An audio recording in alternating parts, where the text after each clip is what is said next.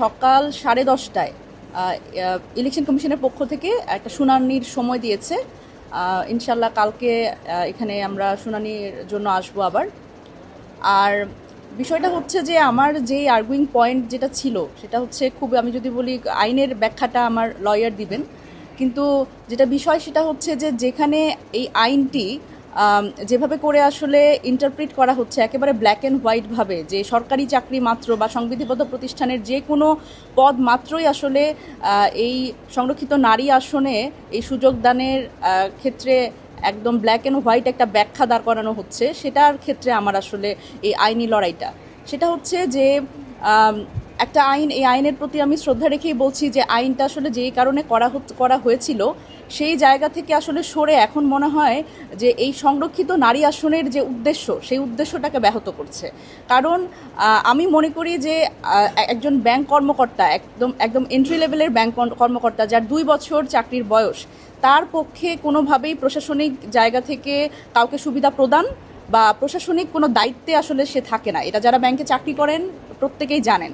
এবং আরও একটি বিষয় হচ্ছে যে দেখেন, এখানে সরকারি একটা বাধ্যবাধকতা দিয়ে দেওয়া হচ্ছে, কিন্তু যদি বলি যে বেসরকারি ব্যাংকাররা কিন্তু তারা কিন্তু নির্বাচনে অংশগ্রহণ করতে পারে, কিন্তু এখানে শুধু সরকারি বার্তা দিয়ে, সংবিধিবদ্ধ প্রতিষ্ঠানের বার্তা দিয়ে কিন্তু এখানে এক ধরনের বাধা সৃষ্টি করে দেওয়া হচ্ছে, যেটা কিন্তু সংরক্ষিত নারী আসন, যে কারণে এই আসনটা করা হয়েছিল, এই আইনটা করা হয়েছিল 2004 সালে, সেটার যে উদ্দেশ্য সেটা ব্যাহত করছে, যে নারীদের রাজনৈতিক সংসদে নারীদের রাজনৈতিক প্রতিনিধিত্ব নিশ্চিত করা এবং এই পলিসি মেকিংয়ে নারীদের প্রতিনিধিত্ব।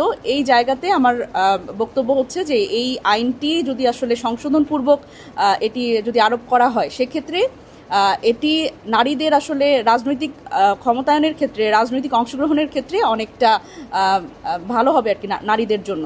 তো এটি একটি ব্যাপার। এবং দেখেন, আইন তো আসলে আমরা জানি সবার জন্য সমান, তাই না? কিন্তু আমরা কিন্তু দেখছি যে এখানে কিন্তু নির্বাচন কমিশনের পক্ষ থেকেও এক ধরনের আমি জানি না যে 11 দলীয় জোট, জামাত এনসিপি জোটের ক্ষেত্রে একটা বিমাতাসুলভ আচরণ কিনা। কারণ দেখেন, আমরা দেখছি যে বিএনপির সংরক্ষিত নারী আসনের ক্ষেত্রে আমরা ইতিমধ্যে কিন্তু সামাজিক যোগাযোগ মাধ্যমের বরাতে বিভিন্ন সোর্স থেকে আমরা যেই তথ্যগুলো পাচ্ছি, আপনারাও জেনে থাকবেন, সেটা হচ্ছে যে মাধবী মার্মা তিনি কিন্তু বান্দরবান জেলা পরিষদের একজন সদস্য হিসেবে ছিলেন, এবং সেটি কিন্তু প্রশাসনিক পদ। এবং যেই আসলে জায়গাটাতে আমাদের কথা সেটা হচ্ছে যে 3 বছর অতিবাহিত তো দূরের কথা, তিনি এখনও শি ইজ ওয়ার্কিং, এরকম একটা তথ্য আমরা পাচ্ছি। সেই জায়গাতে কিন্তু তাদের মনোনয়ন কিন্তু অবৈধ করা হয়নি।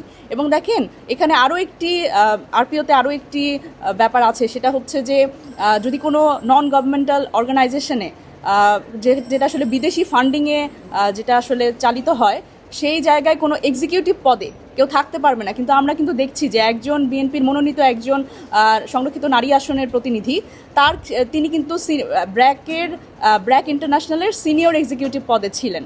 সুতরাং এই জায়গাগুলোতে এক ধরনের বিভক্তি তৈরি করা হচ্ছে, এবং আসলে আইন যে সবার জন্য সমান সেটা কিন্তু আমরা দেখতে পাচ্ছি না।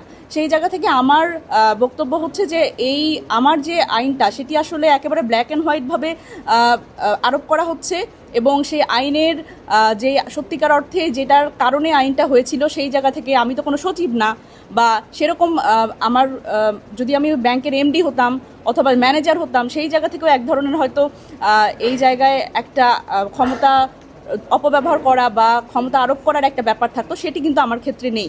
সেই জায়গা থেকে এই আইনের স্পিরিটের জায়গাতে আমার আসলে মূল আর্গুমেন্টটা। এবার আইনের ব্যাখ্যার জায়গাটাতে আমার লয়ার কথা বলবেন, একটু আপনারা শুনবেন।